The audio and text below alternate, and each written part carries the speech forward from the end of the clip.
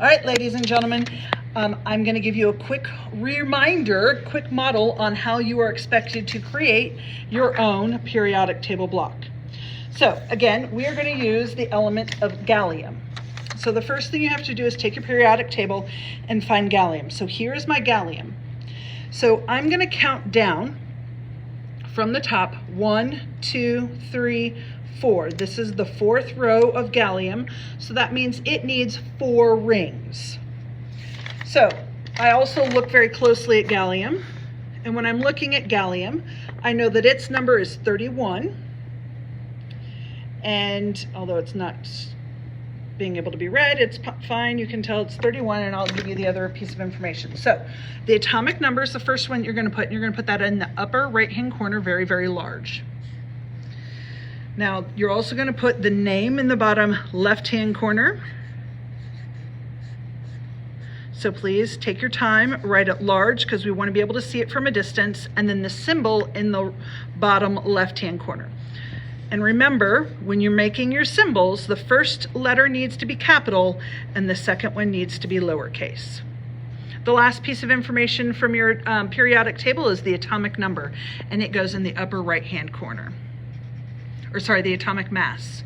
So the atomic mass was that small little number, and on this one it happens to be 69.723. Okay, now,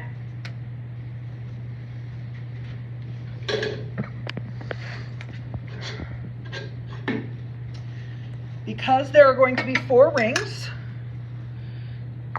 that's my first ring, 1, and remember you're using a pencil for this. I'm going to use a pen because I can't find my pencil.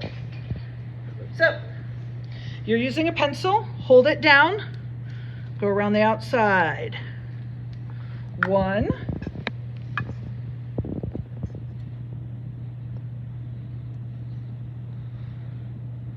2,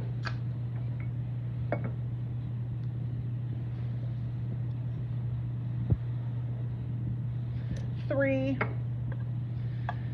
and 4.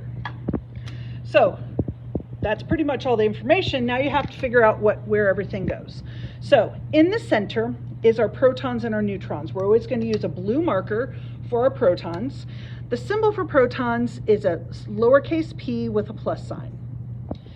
The number of protons always matches the atomic number. So there are 31 protons in the center of this atom. Now to find the number of neutrons, we're going to use neutrons in terms of green.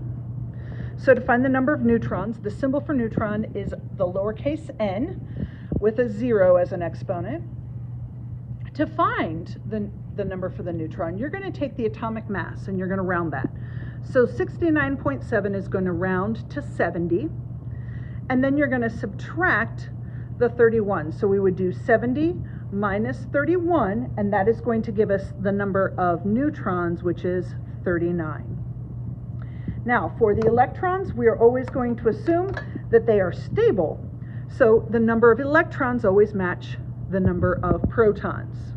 So for electrons, in this first ring, there's always going to be just 2. I like to think of this as like a motorcycle. It only has enough seats for 2 people. The second ring is like an SUV. It has enough seats for 8.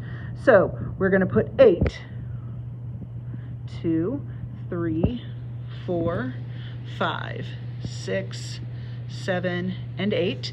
And then 8 are also going to go on the next ring. So I could count up my total number of electrons. Right now I should have 18.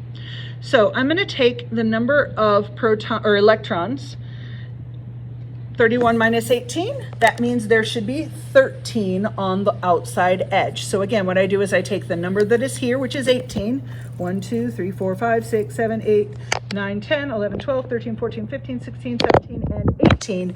Subtract that from 31, that would give me 13. So on the outside, there's going to be 13. 1, 2, 3, 4, 5, 6, 7, 8, 9, 10, 11, 12, and 13. And there is your completed cell. Make sure you have one of your adults check it, and I will see you when I return.